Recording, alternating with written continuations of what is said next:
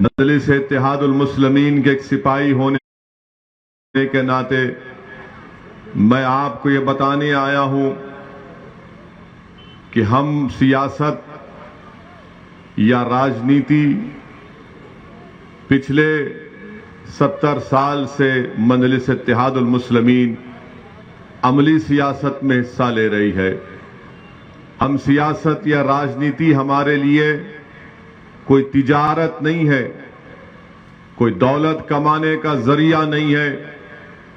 हमारे लिए सियासत में भारत की जमहूरियत में हिस्सा लेने का मकसद ये है कि हमको हमारा हक मिले, मजलूमों से इंसाफ हो, कमजोरों को ताकतवर बनाया जाए, गरीबों को उठाया जाए, मां और बहनों को आप उनका हक मिले। और जो भारत के संविधान में जो कमजोरों के ताल्लुक से बाबा साहेब अम्बेडकर ने लिखा, वो तमाम चीजों को हासिल किया जाए। मजलिस में और दूसरी सियासी पार्टियों में फर्क यह है कि हम राजनीति गरीब और कमजोरों की हक की लड़ाई के लिए करते हैं, अपनी जाती अना के लिए या मकबूलियत के लिए या तिजारत के लिए नहीं करते। और आज मैं उत्तर प्रदेश में अगर आया हूं, अल्लाह मेरे दिल का हाल जानने वाला है। मैं अपनी मकबूलियत या अना की तस्कीन के लिए नहीं आया हूं, मैं यहां पर इसलिए आया हूं और इंशाअल्लाह रब्बे करीम मुझे जब तक जिंदा रखेगा मैं आता रहूंगा। मेरा आने का मकसद यह है कि आपको नेता बनाया जाए। मेरे आने का मकसद एक ही है कि आपको हिस्सेदारी की लड़ाई में आपको अपना हिस्सा मिले, आपके मसाइल का हल हो, आपको इज्जत और वो मुकाम, वो मान और सम्मान मिले जो दीगर लोगों को मिलता है। यही मजलिस है इत्तेहादुल मुस्लिमीन का मंशा, मकसद और पैगाम है। यही हमारा ऑब्जेक्टिव है। मैं आपको यही बात बताने आया हूं। मेरे अजीज दोस्तों और बुजुर्गों, मजलिस के मुखालिफीन मजलिस को एक फिरका परस्त पार्टी कहते हैं। मैं उनसे पूछता हूं, बताओ कौन सी फिरका परस्ती की तुम बात कर रहे हो? आज सरजमीन दखन में मजलिस के 7 रुकन असेंबली है, 7 एमएलए विधानसभा में है, बिहार में 5 है, महाराष्ट्र में 2 हैं। बताओ वहां की कोई मिसाल दो, हैदराबाद की या सीमांचल की उस सरजमीन की जो भारत का सबसे पसमानदा इलाका है, या फिर मालेगांव और धूलिया जहां पर मजलिस के विधायक हैं।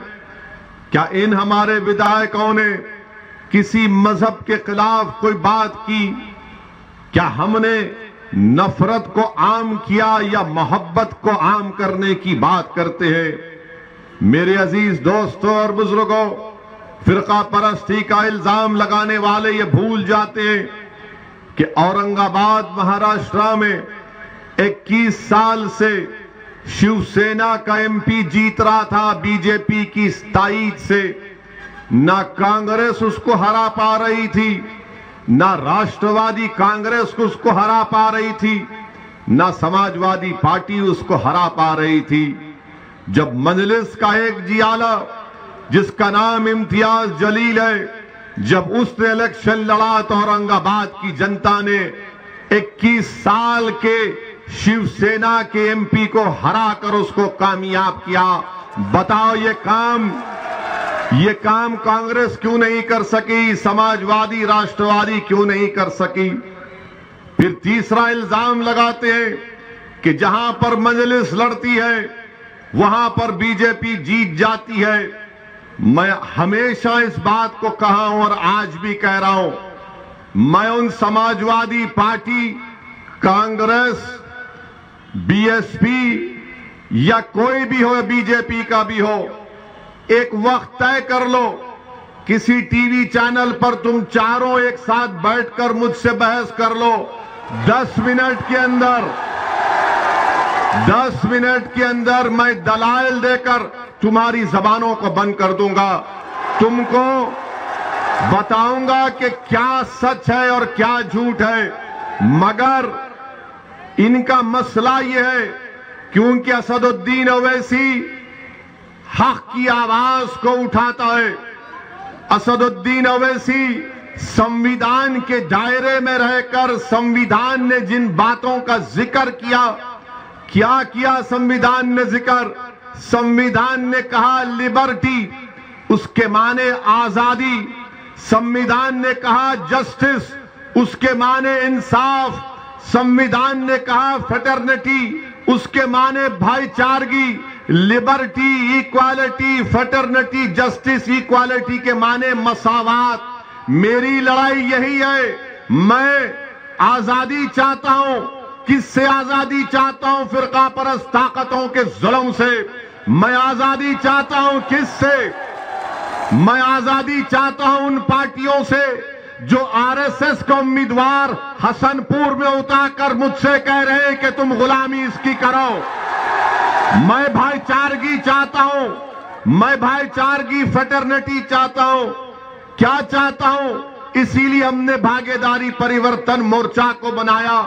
मैं जब इंसाफ की, जस्टिस की बात करता हूं तो मेरा मानना यह है कि उत्तर प्रदेश के हर मैदान में मुझसे इंसाफ किया जाना चाहिए। शिक्षा में, ठेकेदारी में, पुलिस की भर्ती में ये इंसाफ की हम बात करते हैं। इक्वालिटी की जब बात, मसावात की बात जब हम करते हैं तो हमारा मानना यह है कि जब तुम्हारे मंच पर सब लोग बैठ सकते हैं तो फिर मैं क्यों तुम्हारे साथ नहीं खड़ा हो सकता? मसावात के माने, मसावात या बराबरी के माने ये नहीं है कि तुम दरी बिछाते रहो, गुलामी करते रहो और इनके सामने सर झुकाओ।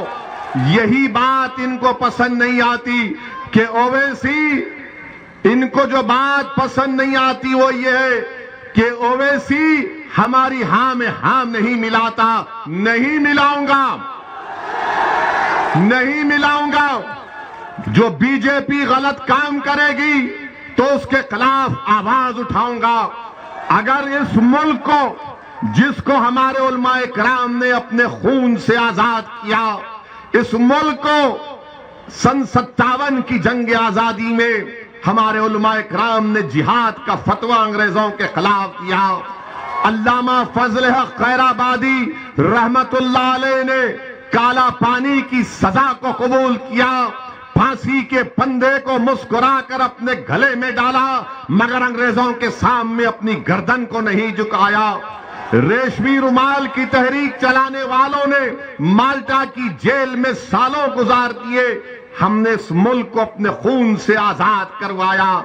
ये मुल्क मेरा भी है, सबका मुल्क है।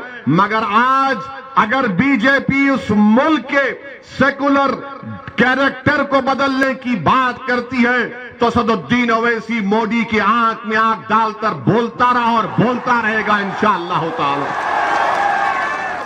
अगर कोई ये समझता है कि उत्तर प्रदेश के बीजेपी के मुख्यमंत्री के खिलाफ तकरीर करने से मेरी आवाज को दबा दिया जाएगा तो याद रखो, जब तक जिंदा हूं सच बोलता रहूंगा, तुम्हारी ताकत मुझे दबा नहीं पाएगी।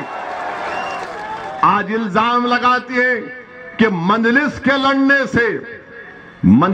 लड़ने से बीजेपी जीत जाती है। बोलते हैं ना, सुना आपने? बहुत से मुनाफिकीन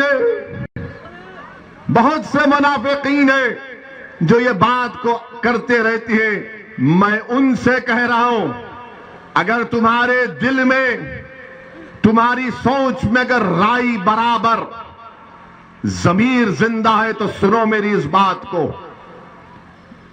बताओ, 2014 के पार्लियामेंट के चुनाव हुए थे, क्या ओवैसी की पार्टी यहां से लड़ी थी?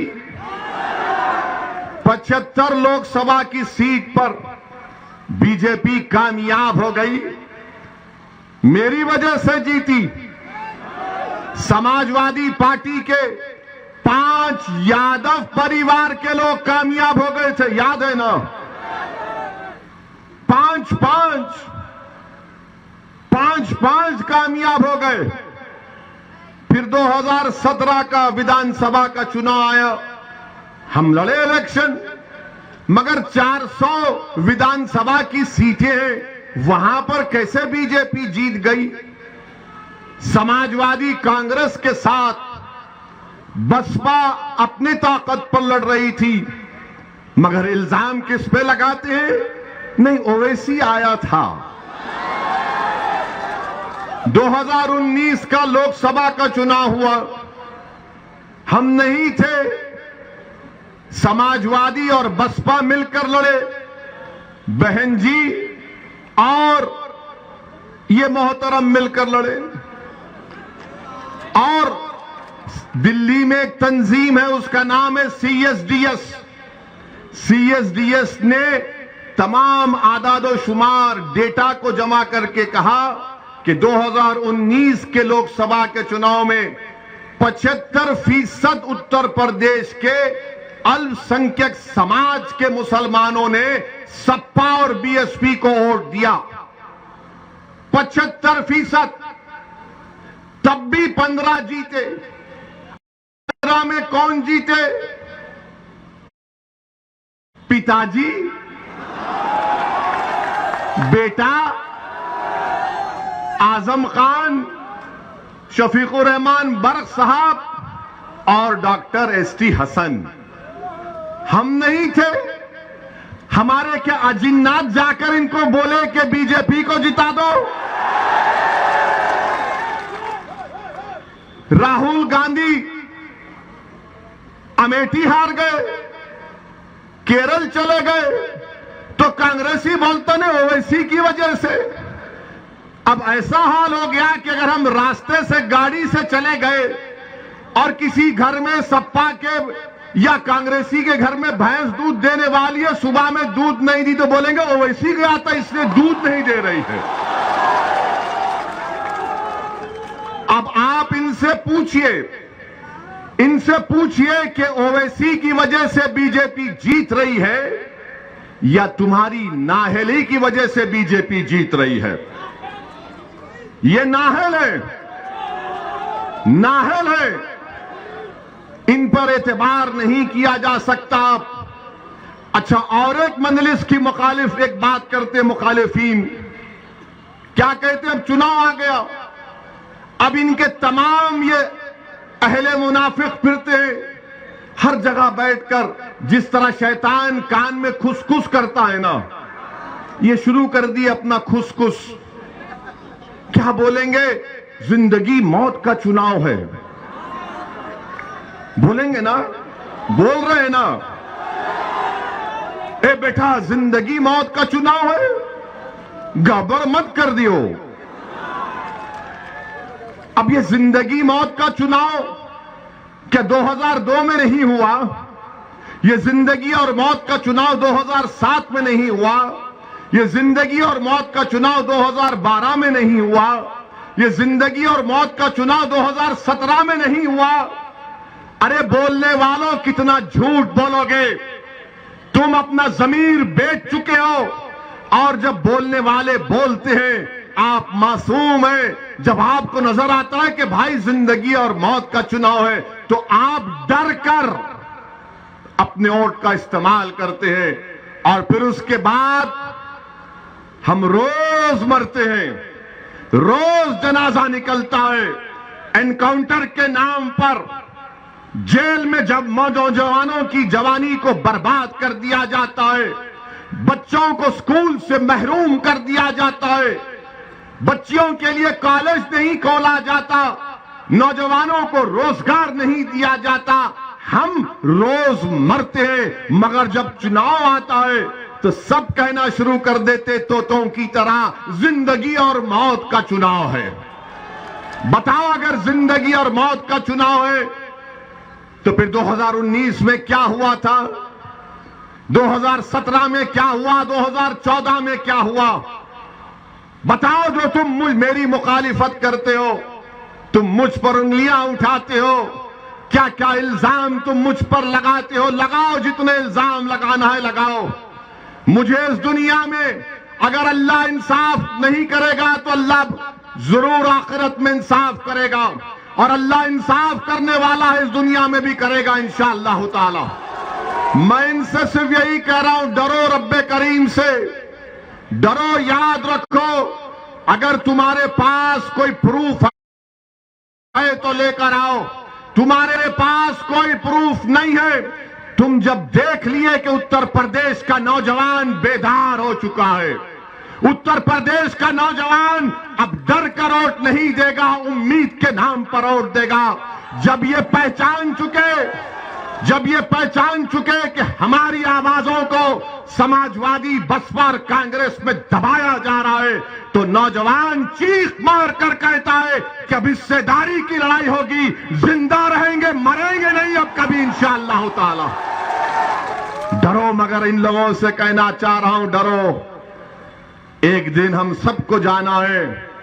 अगर तुम ये समझ रहे हो कि झूठा इल्जाम लगाने से तुम कुदरत की गिरफ्त से बच जाओगे तो फिर नुकसान तुम्हारा होगा।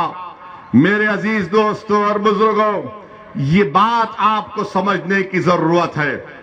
मैं जानता हूं ये लड़ाई लंबी रहने वाली है, मैं जानता हूं कि कामयाबी मिलेगी, मगर पूरी कामयाबी के लिए शायद मुझे अपनी जिंदगी और आपके साथ की जरूरत है।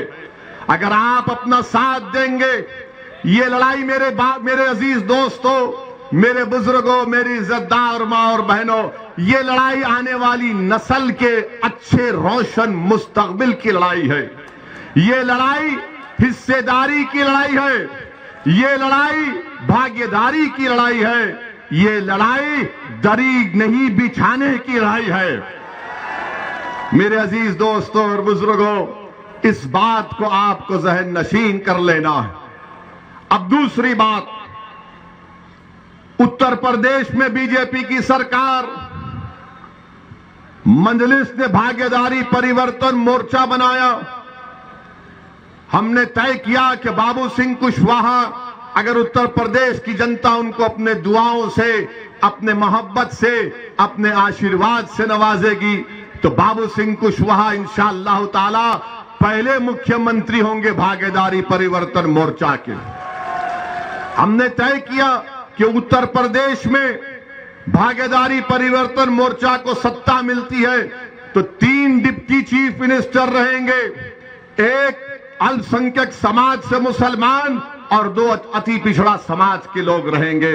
मैं पूछना चाह रहा हूं उन लोगों से जो जिंदगी और मौत की बात करते हैं, बताओ क्या समाजवादी बसपा अगर उनको सत्ता मिलती है तो क्या ये सामाजिक न्याय का पैगाम जो ओवैसी आज हसनपुर की जनता के सामने रख रहा है, आप दे सकते हैं उसको?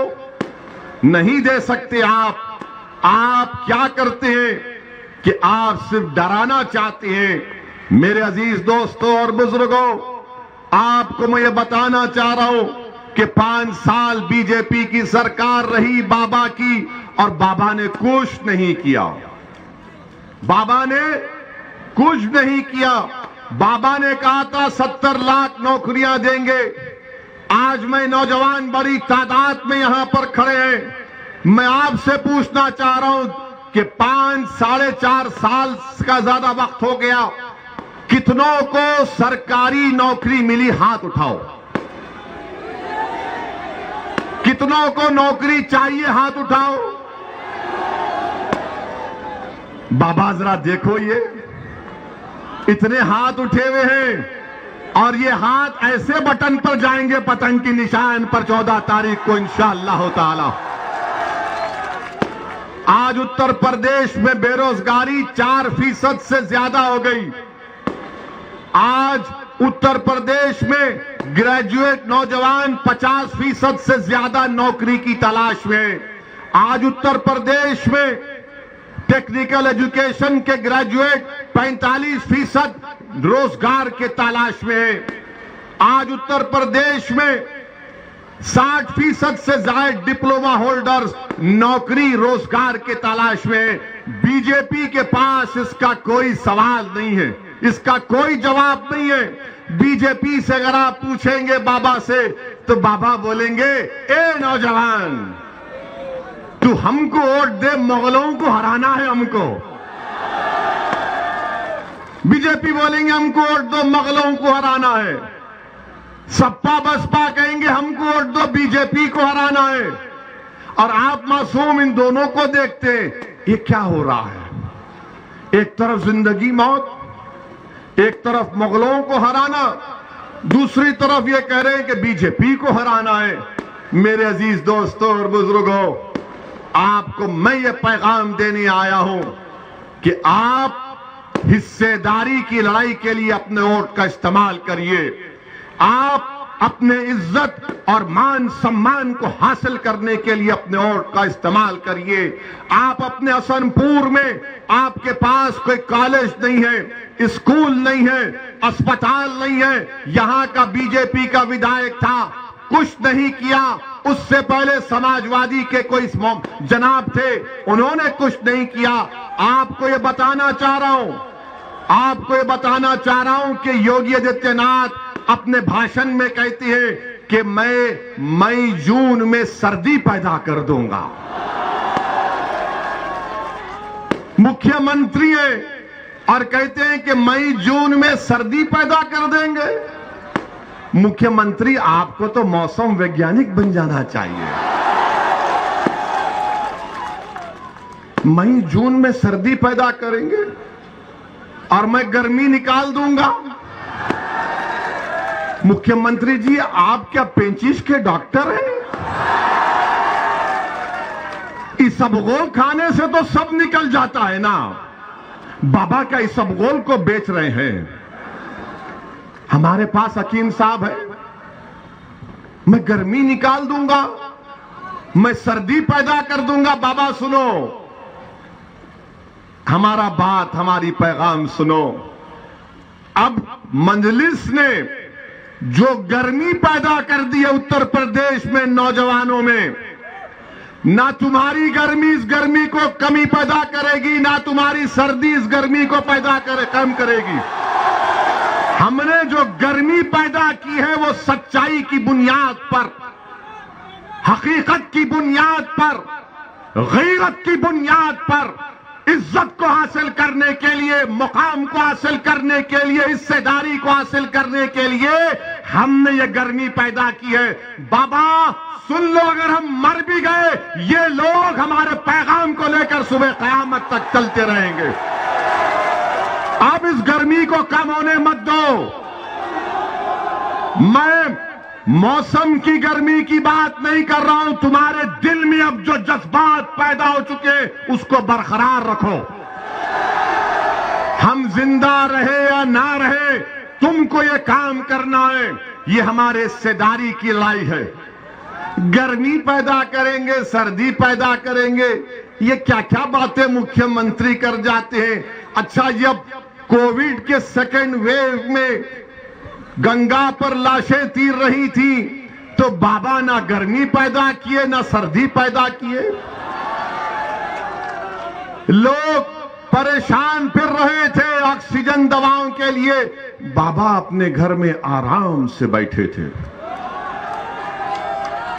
और लोग पूछेंगे, तो वैसी तुमने क्या किया हैदराबाद में?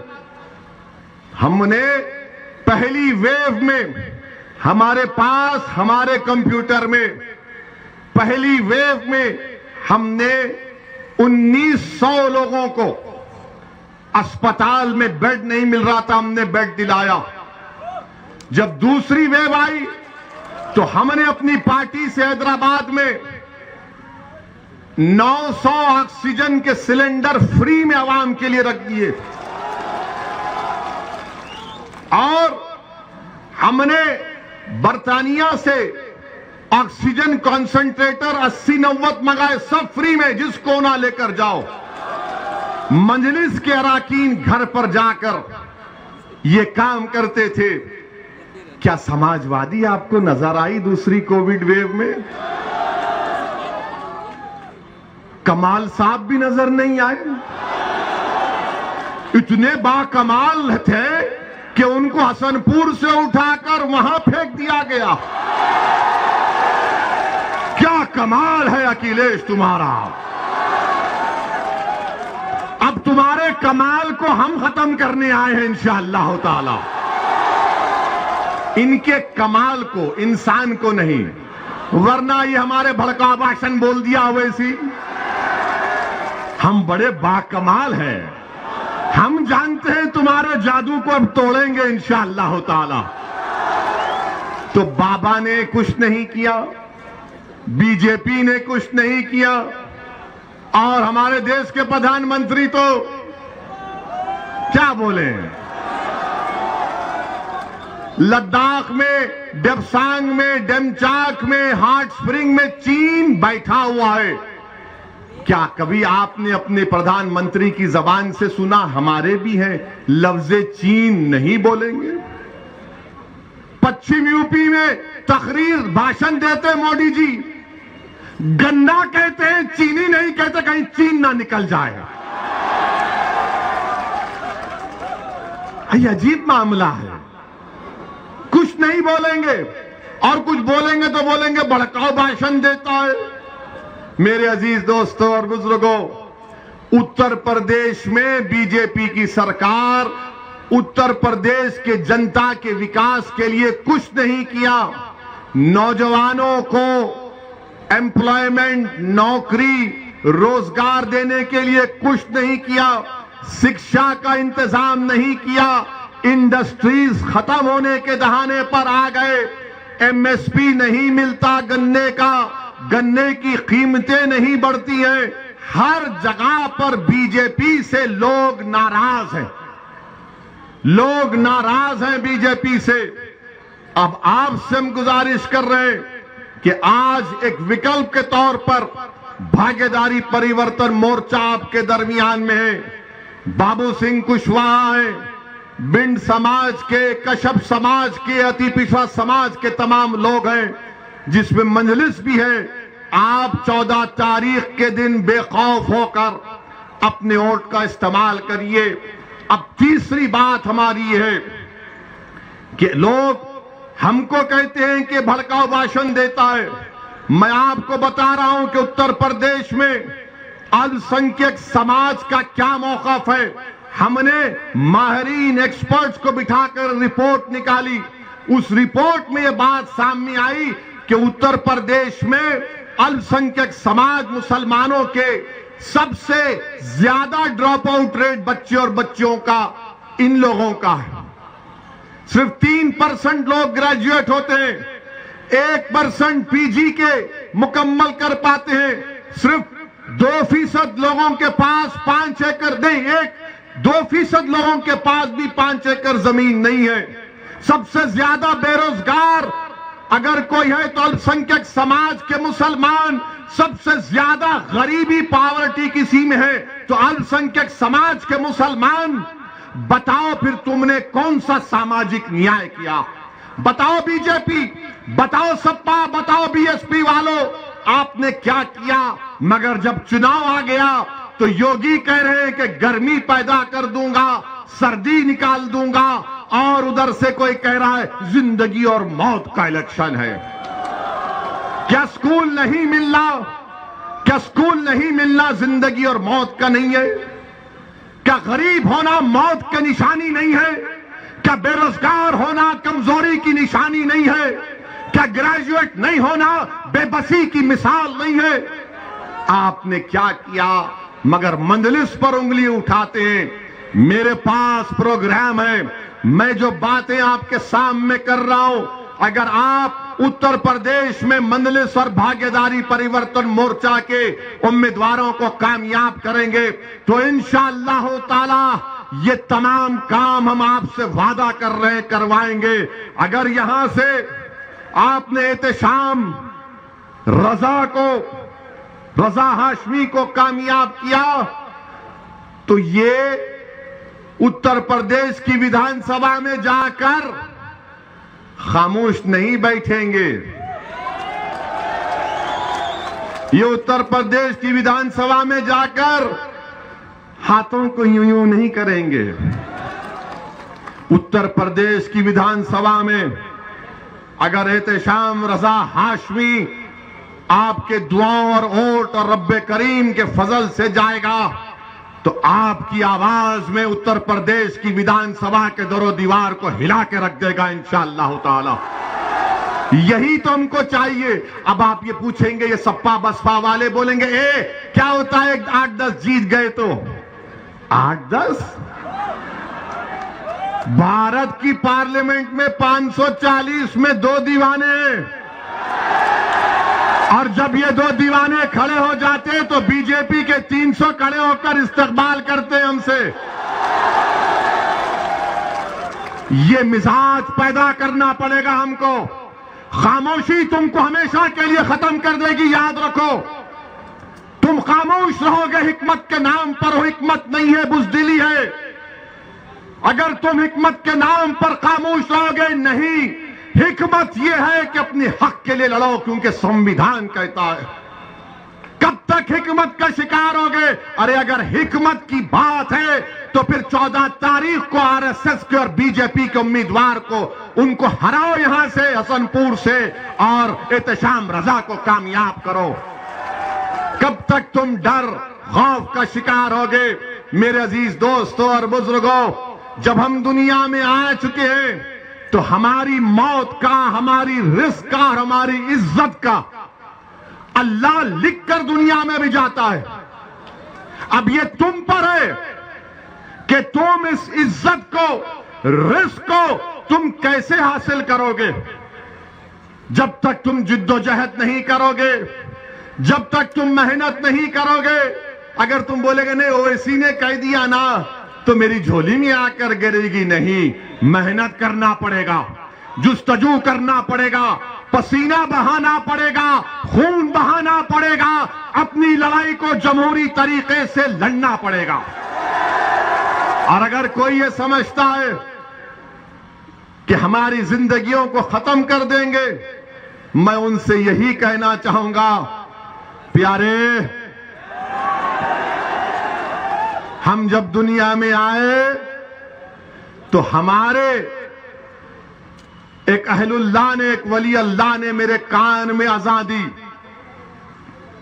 मेरे कान में अज़ान दी, दूसरे कान में भी अज़ान दी, और उसके बाद हमारे अब्बा ने दोनों कानों में पढ़ के फूका, सियासत सियासत।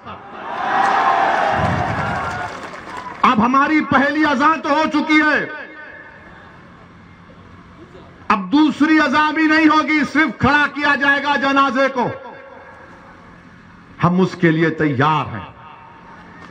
तुम्हारी ताकत, तुम्हारे धमकी आमेज पैगामात, तुम्हारे गोलियां हमारे हौसले और अज़म को नहीं खत्म कर सकेंगी इंशाअल्लाह ताला। और अगर कोई ये समझ रहा है चूहे की बिल में बैठकर अगर हमारी आवाज सुन रहा है तो सुनो बुज़दिलो, मैं अपनी आवाज को उठाऊंगा, मैं अपनी बात को रखूंगा, मैं जोश और वलवला पैदा करूंगा, मैं खड़ा करूंगा आपको इंशाअल्लाह ताला, और अल्लाह खड़ा करेगा, अल्लाह हम तमाम को ताकत देगा। मगर अगर कोई ये कह रहा है कि गोली चलाने से ओवैसी की हिम्मत कम हो जाएगी, अरे नहीं कम होगी इंशाअल्लाह ताला। और क्यों कम नहीं होगी? क्योंकि मौत, इज्जत, रिज़्क़ सब लिखा के आए हैं, और हमारा नाम असदुद्दीन है। हमारा नाम कोई चमचा या दल्लों की नाम से नहीं जुड़ता है। हमारा नाम हमारे बाप ने असदुद्दीन रखा है, और इंशाअल्लाह ताला अल्लाह जब तक जिंदा रखेगा, अल्लाह जब तक इन बातिल ताकतों के तूफान में हमारी जिंदगी की शमा को अल्लाह जलाता रहेगा, खुदा की कसम हम जलते रहेंगे, लड़ते रहेंगे आपके लिए। मौत तो सबको आनी है, कोई मौत से बचने वाला नहीं है, आगे पीछे की बात है। वो या पीछे है, हम जाएंगे। मगर मौत से अगर मैं डर गया तो फिर मैं अल्लामा फजल हक खैराबादी को, रेशमी रुमाल के तहरीक चलाने वालों को हशर के मैदान में क्या चेहरा दिखाऊंगा? अगर मैं डर गया आज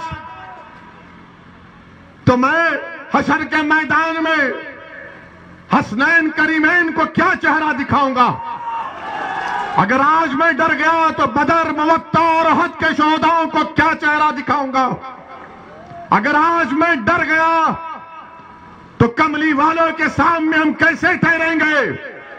अगर आज मैं डर गया तो मैं शौकत अली, जो इस मुल्क की आजादी में मौलाना अबुल कलाम आजाद रहमतुल्लाह अलैह, अली बरादरान, नेताजी सुभाष चंद्र बोस, संविधान लिखने वाला अंबेडकर, इन सब ने हमको ये मुल्क दिया है कि हम इनको शर्मिंदा कर देंगे? नहीं करेंगे, नहीं करेंगे इंशाअल्लाह ताला। और मुझे तो यहां पर नेताजी सुभाष चंद्र बोस का वो उनकी फौज का तराना याद आता है। क्या तराना था नेताजी सुभाष चंद्र बोस की फौज का? कि कदम कदम बढ़ाए जा, कदम कदम बढ़ाए जा, खुशी के गीत गाए जा, ये जिंदगी है कौम पे, तू कौम पे लुटाए जा। क्या कहा था? कदम कदम बढ़ाए जा। तुम 7 कदम बढ़ाओगे मेरे, तुम 7 कदम बढ़ाओगे मेरे, तो लगाओ मेरे साथ कदम कदम बढ़ाए जा, कदम कदम बढ़ाए जा। ये बात हुई है, ये बात हुई है। अब नेताजी सुभाष चंद्र बोस को हमने जिंदा कर दिया।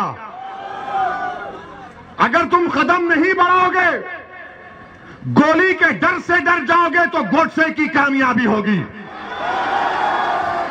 तो कदम कदम बढ़ाए जा, खुशी के गीत गाए जा, ये जिंदगी है कौम की, तू कौम पे लुटाए जा। तू शेर हिंद है, तू शेर हिंद है, तू मौत से ना डर, तू शेर हिंद है, तू मौत से ना डर, कदम कदम बढ़ाए जा, खुशी के गीत गाए जा। तो मेरे अजीज दोस्तों और बुजुर्गों, इन बिचारों ने समझा कि 2 ठाए ठाए मारेंगे। ठाए ठाए मारो या कुछ करते कर लो। हमको पार्लियामेंट में हमने खड़े होकर परवरदिगार की जात पर तवक्कल करके हमने कहा कि हम Z कैटेगरी नहीं लेंगे। आज भी हमको बताया गया कि देश के होम मिनिस्टर अमित शाह ने पार्लियामेंट में कहा कि हम ओवैसी जी से अपील करते हैं कि वो सुरक्षा ले लें। हम देश के होम मिनिस्टर से ये अपील करते हैं कि असदुद्दीन ओवैसी की जान की कीमत, वो जो उत्तर प्रदेश के CAA के प्रोटेस्ट में 22 लोग मारे गए, उनसे बढ़ के नहीं है। असदुद्दीन ओवैसी की जान की कीमत पीलू से बढ़कर नहीं है, रगबर से बढ़कर नहीं है, अखलाक से बढ़कर नहीं है, ना वो बदायूं का बच्चा जो अब तक अपनी मां जिसके लिए रो रही है उसकी जिंदगी से बढ़कर है। अगर आप सेफ रहेंगे, दलित, अति पिछड़ा, कमजोर सब लोग सुरक्षित रहेंगे, तो ओवैसी सेफ रहेगा। आप मुझे सिक्योरिटी मत दो। सुनो, अरे तुम जिंदा रहोगे, तुम जिंदा ही रहोगे इंशाअल्लाह ताला। हमको सिक्योरिटी दे का फायदा नहीं है। मैं जब MLA बना 1994 में, 99 में चार मीनार की आवाम को लाखों सलाम, उन्होंने हमको विधायक बनाया। हम हर साल लिख कर देते हैं तेलंगाना की हुकूमत को कि हमको नहीं चाहिए।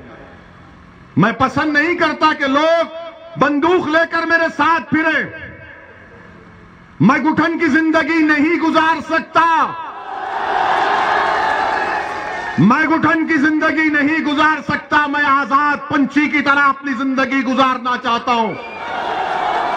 और हुकूमत का काम यह है कि हुकूमत हमारी सिक्योरिटी से ज्यादा उन लोगों को सुरक्षा पहुंचाए जिनको गोश्त के नाम पर मार मार कर खत्म कर दिया जाता है। मुझे नहीं चाहिए, मैं अमित शाह को, हमारे होम मिनिस्टर का, उनके इस अल्फाज का शुक्रिया अदा करता हूं, मगर मैं ये कहना चाह रहा हूं मोदी सरकार से कि आप मुझे जेड कैटेगरी नहीं, मुझे ए कैटेगरी का शहरी बनाइए, हम सब बराबर हो जाए। ये वक्त का तकाजा है, ये गरीबों का मुतालबा है।